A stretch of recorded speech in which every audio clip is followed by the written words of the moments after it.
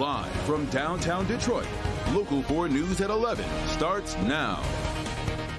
A sudden blast vaporizes a home on Detroit's west side. The damage widespread. A number of homes in the area now have serious damage. Tonight, DTE says its equipment is not at fault. The issue was a fuel line inside the home. It tops our news at 11. I'm Devin Skillion. I'm Kimberly Gill. It happened this afternoon in the area of Sussex Street and Florence on the city's west side. Mara McDonald is live at the scene. And Mara, that house fortunately was vacant. It sure was, Kimberly, and they were telling us it was up for sale. Take a look. That's the remains. They had to bring a front loader in here to move the debris off of the road to, let cars get through. But I want you to walk with me a little bit. You can see what a mess this is. There are hunks of house all over the place, and you got to be careful where you walk and where you drive because there is cut glass, I'd say 20 feet in every direction from this home. The house that was exploded, their front door is in my yard. To better understand the totality of what's happening on the ground, take a look at what Sky 4 captured. Not only is the home that exploded nothing but splinters, you can see the gaping hole in the house next door. I can imagine what a terrible that was to the lady that was living in the house. Half the house is gone over there. Only one person was hurt, the woman inside the home next door, but her injuries are described as minor abrasions. Somehow, everybody came through okay. To the community, just thanking God right now that all we have is really damaged property. The home was vacant at the time, just a water heater and furnace inside. According to DTE, it was one of those items that had an open fuel line inside the home. Multiple neighbors say they smelled gas over the last few days and did call DTE and the fire department. We told them, my husband also said, if they don't fix the problem, we're going to find out in a minute where the problem is, and clearly we found out where the problem was. The city is providing hotels for 4 families tonight whose homes have the most damage. We're going to have folks here all night, and so we're not going to just leave this, and in the morning we'll have folks here as well. Back here live, those folks that are going to be here in the morning, the city's building department, because the home that is destroyed, that's one thing, but there are 2 other homes here that have substantial damage, and they need to figure out whether they're going to be habitable or salvageable. We're live on Detroit's west side tonight. I'm Mara McDonald, Local 4. Lots of questions still remain, but as you said, everybody is going to be okay, and that's what's most important. Mara, we appreciate your report. Metro Detroit Youth Center now needs help after a fire destroys thousands of dollars of equipment. Representatives from the Junior Rails youth football and cheerleading program says its building is a total loss. So the program is now asking for community help after all of their practice equipment, their extra gear, their uniforms destroyed. Pamela Osborne following this story tonight. They are supposed to have practice tomorrow, Pam.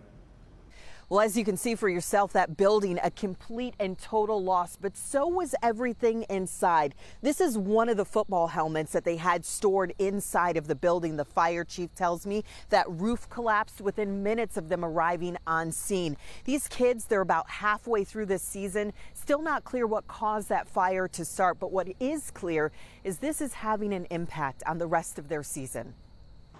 The biggest impact is it's our memories. Those memories are about all that's left after a fire destroyed the Junior Rails practice facility in Lincoln Park. I could see the smoke from Riverview. Word of the fire spread quickly. President Glenn Higgins says he learned about it from people who watched it burn as firefighters from 5 different departments worked to put it out. As soon as I pulled up, I knew what I had heard was true. I mean, everything in that building was going to be a loss for the kids. The Volunteer Little League team hosts 86 football players and 77 cheerleaders ages 5 to 13. Every piece of equipment that was not on a child's back this year was in that building. Fortunately, it was an off day, so the kids weren't there, but the majority of their stuff was. Every bit of our practice equipment, so tackling dummies, blocking dummies. We lost our cheerleading uniforms, we lost extra shoulder pads and extra helmets. We do have a blocking sled, every pad that operates the blocking sled.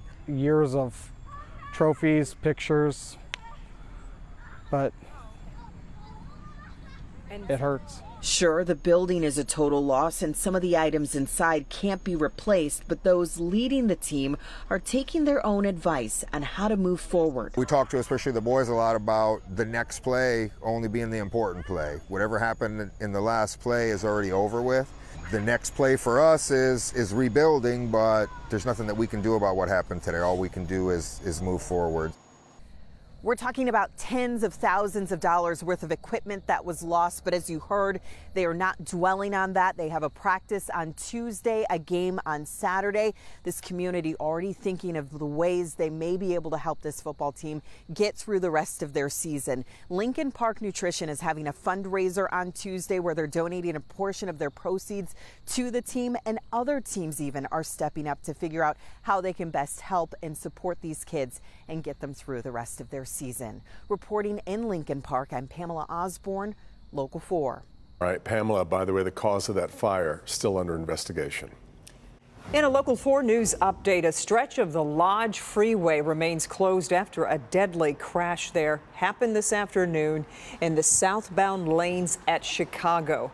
State police say a Chevy Cobalt changed lanes and hit a U-Haul.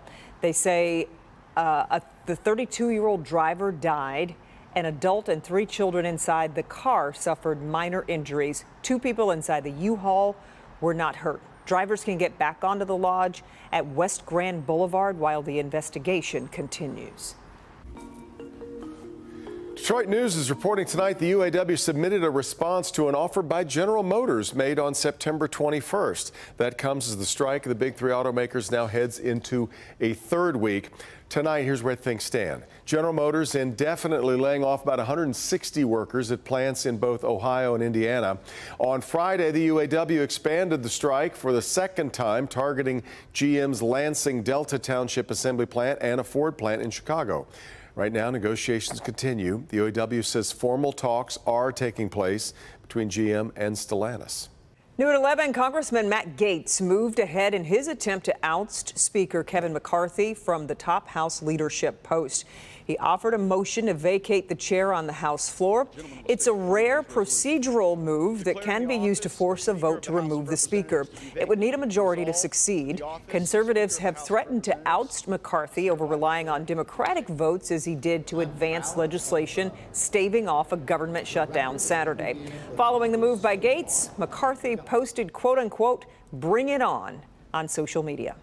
Former President Trump stepped off the campaign trail today to spend the day in a courtroom in Manhattan. It was the first day of a civil trial brought by New York's Attorney General, who says Trump, his sons, and their companies committed repeated fraud for overstating their wealth by billions of dollars. It is the first of at least 4 trials, 2 civil, 2 criminal, that former President Trump faces. The judge in this civil trial estimates it's going to take a little less than 3 months for this trial to move forward, and that Trump is expected to be called to testify. 2 students accused of spray painting homophobic graffiti on a sidewalk outside a Jewish resource center will not face charges. This incident happened back in August near the campus of the University of Michigan. The students were seen on surveillance video spray painting a homophobic slur on the sidewalk. Students on campus hope this serves as a lesson to others to make better decisions. Hope that other people could take this message and understand and hopefully learn about Judaism so that they can understand what the religion's about and that they won't continue to do these horrible things. The 2 students involved will not face any legal action because the rabbi at the facility says he doesn't want to press charges. Thousands of volunteers this week will be getting their hands dirty, working to clean up an area on Detroit's west side. Life Remodeled has been doing these 6-day projects since 2014. Today through Saturday, Detroit residents, along with volunteers from businesses, churches, and community groups, will be removing blight from vacant properties and doing yard work in the homes of people of need. It's a 6-day project focusing on a 2-square-mile area south of Puritan Avenue, east of Greenfield Road, west of Wyoming, and north of Grand River and the Jeffries Service Drive. The Parade Company hosted its annual Grand Jesters reception tonight for the Distinguished Clown Corps presented by Imagine Entertainment. The Distinguished Clowns celebrating 40 years. The group has more than 200 members and marches down Woodward for America's Thanksgiving Parade presented by Garner White. This year's distinguished Grand Jester, Dr. Grenée Dudley, will lead the group down the parade route this year. Tony Michaels anticipates larger crowds this year than last. Last year, the crowds on Woodward were massive. It's going to be bigger this year. We've got a Lion team that's on fire right now. So much going on in this city. Come out, watch it on WDIV. It's going to be fabulous. The DCC is comprised of top community and business leaders. That's going to be here before we know it. I know, it's right around the corner. Feels like it, doesn't it? More than $1 billion up for grabs in tonight's Powerball drawing. The jackpot worth an estimated $1.04, so just a little more than $1 billion. The cash option would be $478 million before taxes. Time now to check tickets. Tonight's winning numbers are 12, 26, 27, 43, 47. The Powerball tonight is 5. There you go.